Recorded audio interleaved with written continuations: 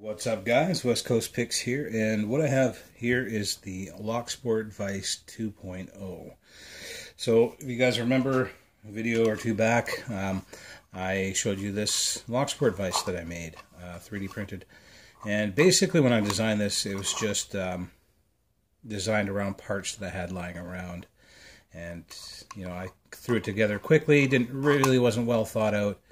But it got my button gear to actually make something better. So this was the first version. It worked. It clamped stuff. You could pick locks in it, but it wasn't awesome. So fast forward to 2 days later.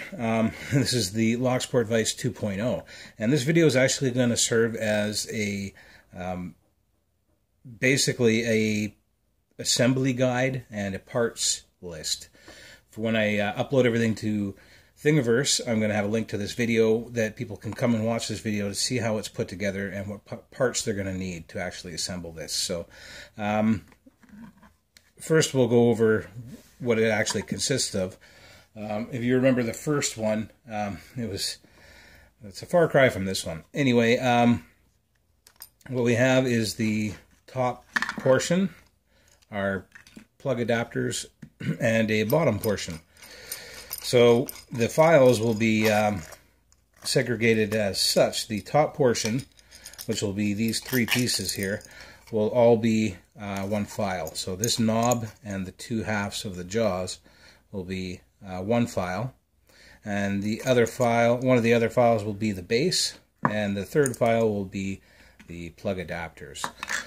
So when you first get all the files, you're going to want to print out, if you own the 3D printer and you're doing the printing, start on printing on the top first. If you're getting someone else to print it out for you, or you're going to a thing you can do if you don't have access to a 3D printer, or somebody who owns one, is go to 3dhubs.com and upload the STL files that you get from Thingiverse.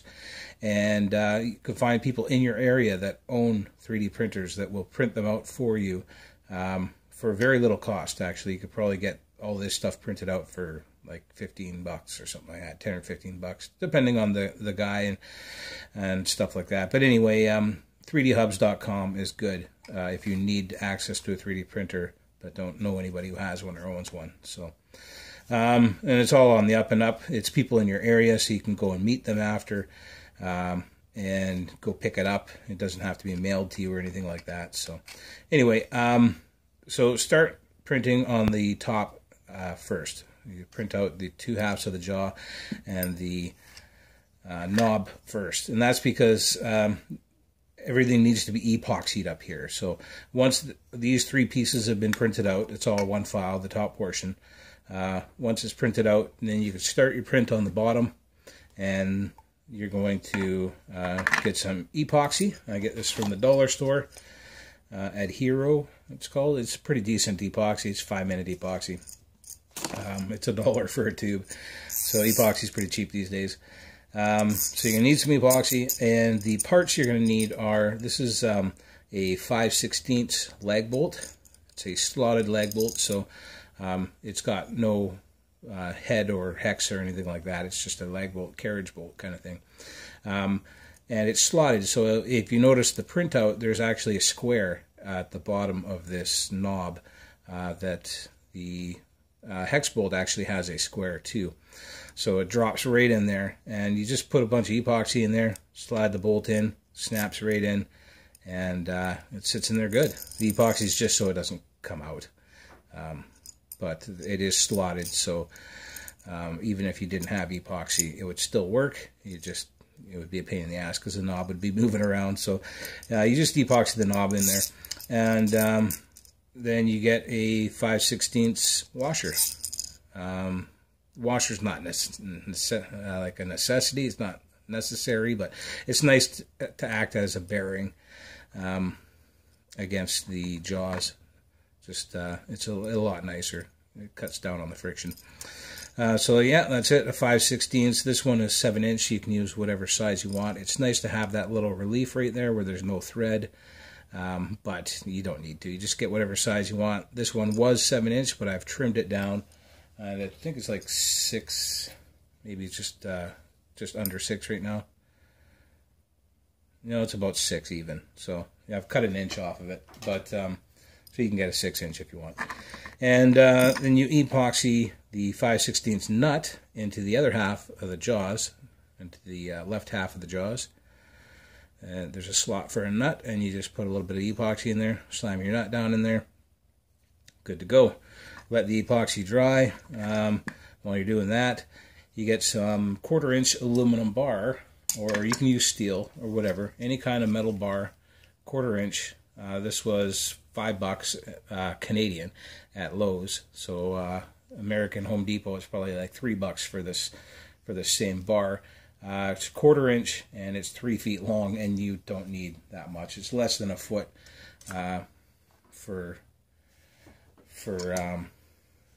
the vise. So you can probably make like 3 vises for that $3 or $4 aluminum rod, which is the most expensive part. So yeah, 1/4-inch, any kind of metal rod. I'm using aluminum. You can use steel. You can use whatever you want, but aluminum is nice.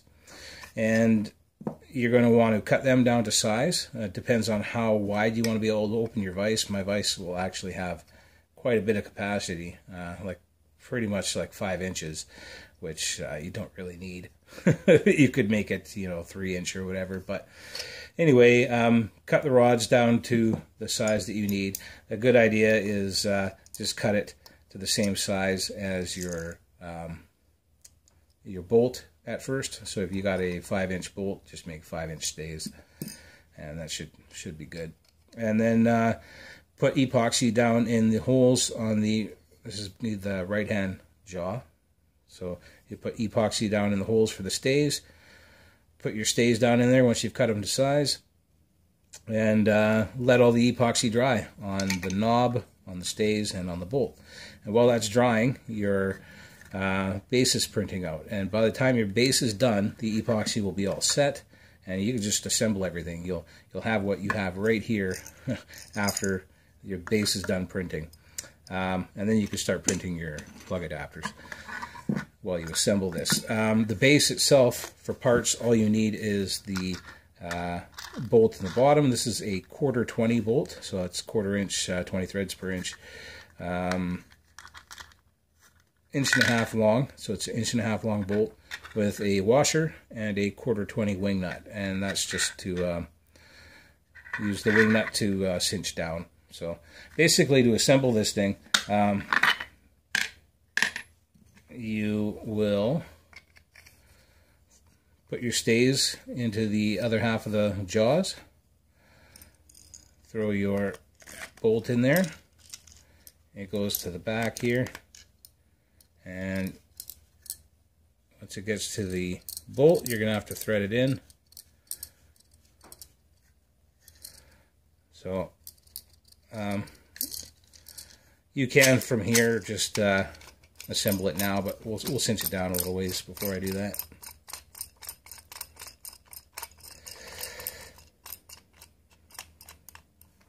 It's a lot easier to do when it's not on the stand. Alright, so once you have that, depending on what side you want your wing nut on, I want it on the same side as my bolt, as my knob. So I want the wing nut on the right hand side. So we'll put the jaws in this way. You'll notice the base has a slot for the nut, or for the bolt, sorry. So you put it in that way, find the hole. That's what she said.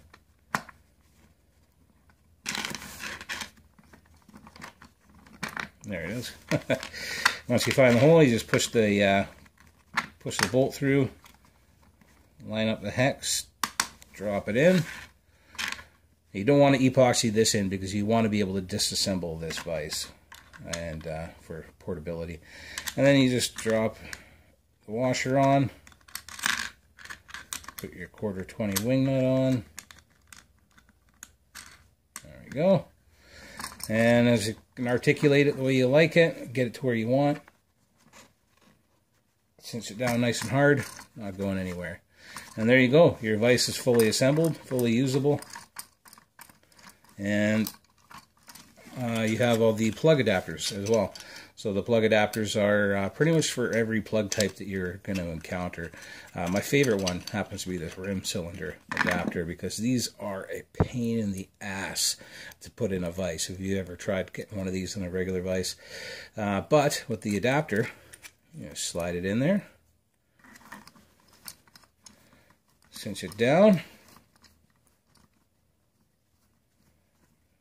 and you got yourself a decent clamped rim cylinder. Go ahead and pick it. It's not going anywhere. When you're done, just unscrew it, pull it out, move along. So that's the rim cylinder adapter. You have your universal kick adapter. These kicks have the little knobs at the bottom and stuff like that. Sometimes it's hard to get them into certain kick adapters and stuff, but this one's been designed for it. So basically fit pretty much any kick that you'll be able to find will fit in here. And cinch it down, pick away. When you're done, pull it out, move on to the next kick or whatever. That is a Mortise adapter, which you don't really need. You could probably just throw the mortise right in there, but it's nice having the adapter. And the main reason I made the adapters this width, is because I want them to be universal. I want them to be able to fit every lock type. And this is a 4-pin mortise cylinder, which is why I made them this thickness, because that is the minimum thickness required to be able to use all the cylinders that I have around here. So that's a 4-pin mortise. They're not very common, but there is one. I've had a couple, so but it holds a 6 just as well. And you can get it in there and cinch it down.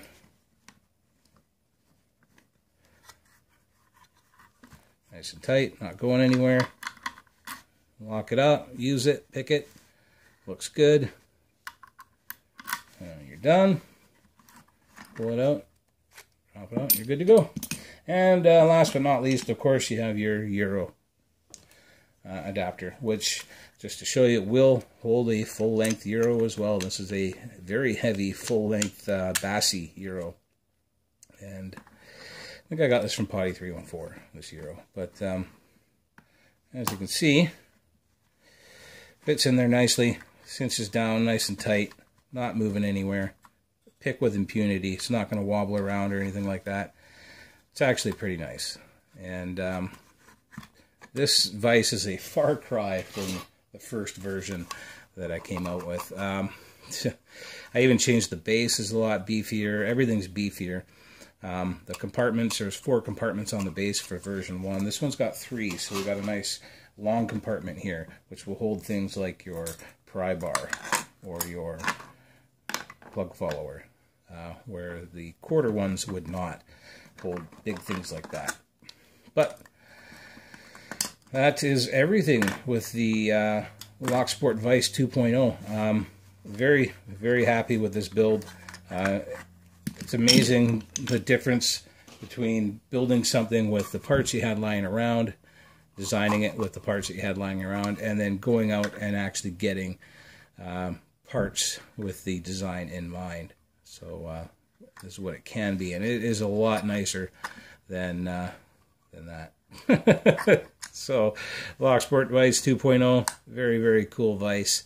Like I said, about $15. If you own a 3D printer, about $15, you could print like 3 of these out.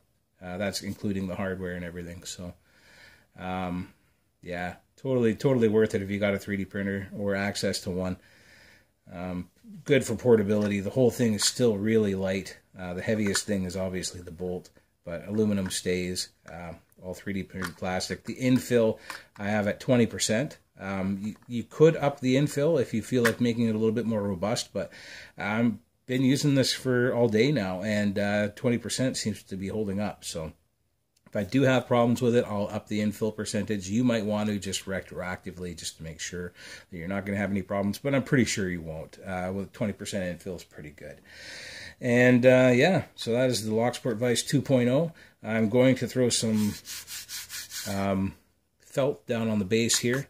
I was thinking of putting felt in the jaws, but I don't think I need it. I think I like it the way it is. So I think it is done, guys. I might print one of these out because I have extra parts around now.